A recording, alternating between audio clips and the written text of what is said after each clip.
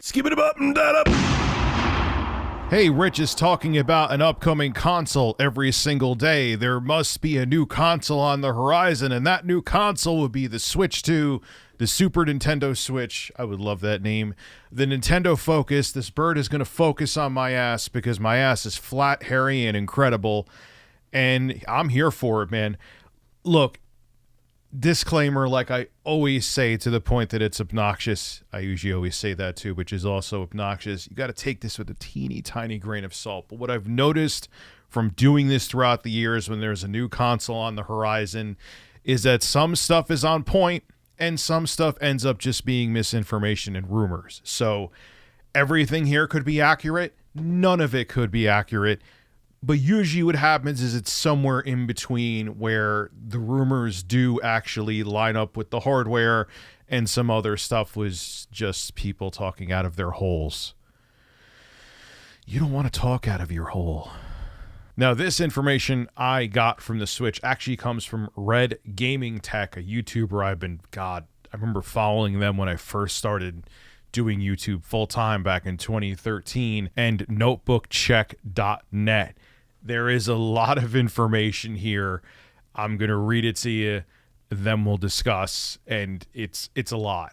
And if half of this is true, it's going to be, the next gen Switch is going to be pretty impressive. Let's go. Now, Red Gaming Tech says that there would have been numerous hardware revisions throughout the Switch 2 development process, and so it's fair to report that at some point the Tegra 239 Drake processor might have been involved in the mix.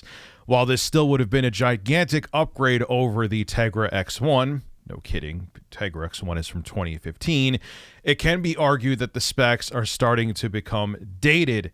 Its chip family, Tegra Orin, was introduced in 2018 when we were still had a couple years left into the 8th generation. So yeah, that's old.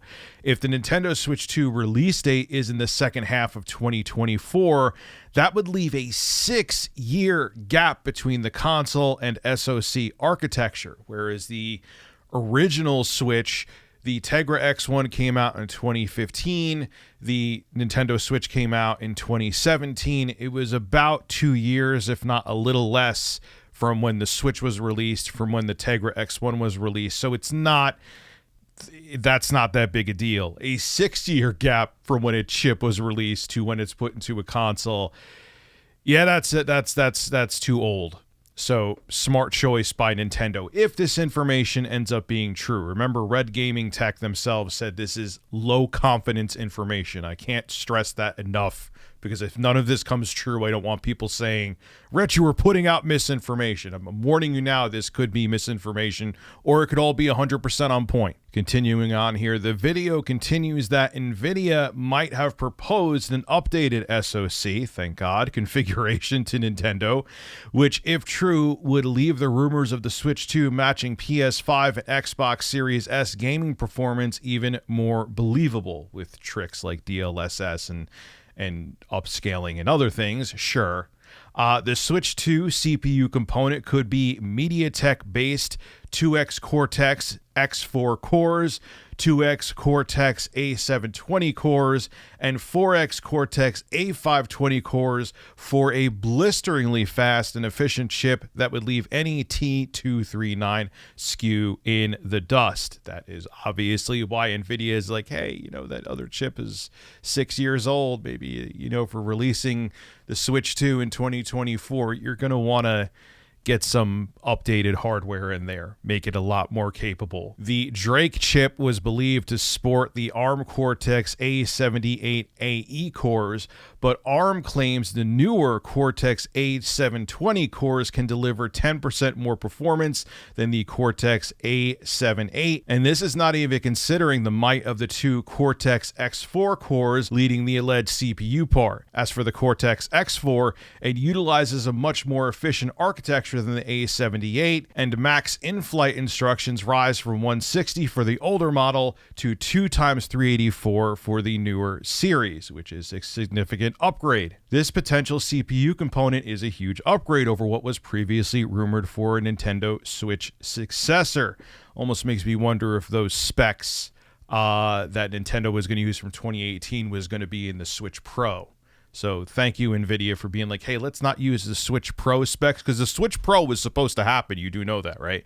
But due to supply chain issues, Nintendo was like, yeah, let's just make the Switch OLED and keep the X1 in there and call it a day. Now, if that wasn't enough, again, low confidence information, the Nintendo Switch 2 GPU component is guessed at having 12 to 16 streaming multi-processors, but with Ada Lovelace microarchitecture.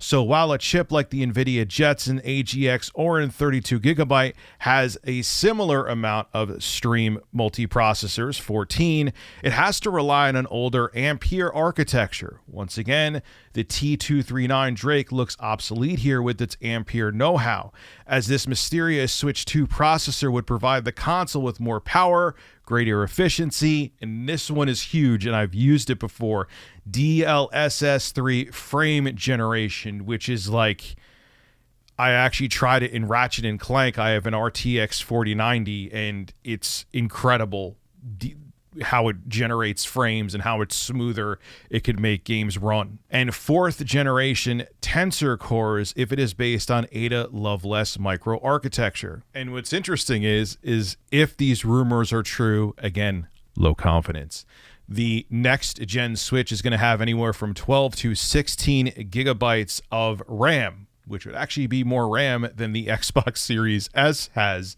So I think Nintendo really is feeling the pressure from not only their competitors, Sony and Microsoft. They don't really have a straight competitor to the Switch. The Switch is a hybrid console. But what Nintendo is really feeling the pressure from, yes, they're also feeling it from Sony and Microsoft, from the Steam Deck, from other Steam Deck-like competitors. Nintendo kind of started the portable AAA experience with the Switch, where, okay, yeah, they had the 3DS before. There were a bunch of huge, great games, and there were portable consoles before the Switch, but those were games that were meant to be portableized. Like, they were portable games meant for a portable system. With the Switch, when you played Doom 2016, it was the same Doom 2016 that was on the 8th gen consoles. Granted, it was cut down, lower frame rate, but the same exact game. That was a huge deal at the time.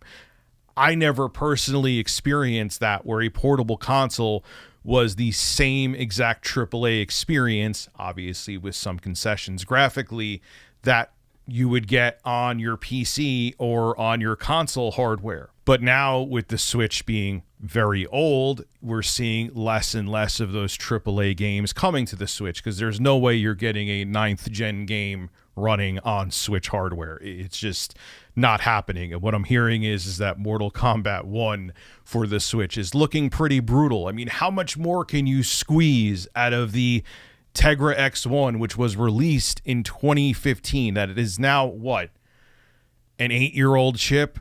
Over 8 years old? And it's a mobile chip, and it was already close to 2 years old when it came out. They have sucked every ounce of life out of the Tegra X1. The Nintendo Switch lasted longer without a revision or a Pro model. I'm not talking about OLED and stuff like that, but without like a mid-gen upgrade, it's lasted longer than I ever imagined the Nintendo Switch lasting, and we need something new. But I have more information here that I almost forgot to mention to you. So there was a closed door for developers at Gamescom, and Nate the Hate, who's over on the Spawncast, said that they were showing off Legend of Zelda Breath of the Wild running on this new or next gen Switch hardware, or whatever the hell they're going to call it. And this is what he said. According to Nate the Hate podcast, I'll have a link to the actual full podcast where he's on with Modern Vintage Gamer in the description.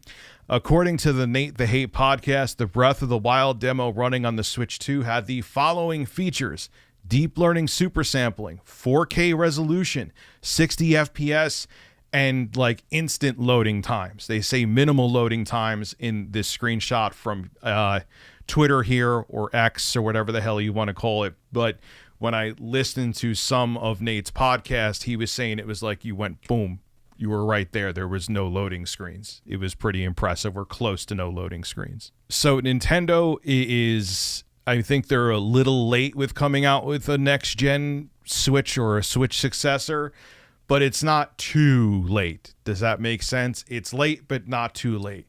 But it's time. When you're seeing portable consoles like the Steam Deck and ROG Ally and the 6,787,000 different Aya Neos and GPD Wins and all those other consoles that are out there, it's time for a new Switch. And I'm hoping that they bring a lot of powerful graphical grunt to the next console and still give it decent battery life. That's where I think we need the biggest change and the biggest tech upgrade is with battery life, because right now it sucks. But that aside, I'm excited for the next gen Switch. And it seems like if even half of these rumors, even if less than half of them are true, the next gen Switch is going to be impressive. This is Rich of Review Tech USA signing out. Have a good one. Shut up. Buy merch, subscribe to the channel, subscribe to RTU Streams. Links below in the description for everything.